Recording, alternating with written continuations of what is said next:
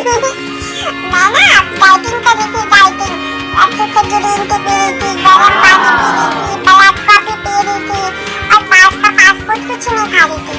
मीठा मूठा तो बिल्कुल नहीं खा रही थी। जब मैं नीनू करती थी ना, इतनी कमजोरी आई शरीर में, इतनी कमजोरी, तो उठने का मन ही नहीं। 15 16 घंटे सो रही हूँ, शरीर में इतनी कमजोरी, इतनी क्रेविंग होने वाली हुई, इतनी क्रेविंग ना, तो क्या बताऊं। फिर मैं उठी बिस्तर से तो मैंने सोचा खाओ, फिर खाया दबा के, मिठाई खाई, गुलाब जामुन खाया, कुरकुरे खाया। अब जाके थोड़ा शरीर में जान है। बाप रे बाप, मेरी तो आज मौत निश्चित थी। डाइटिंग नहीं करूंगी बाबा मैं, बाप रे बाप। इस 2 दिन की जिंदगी में लिए खाऊंगी क्या?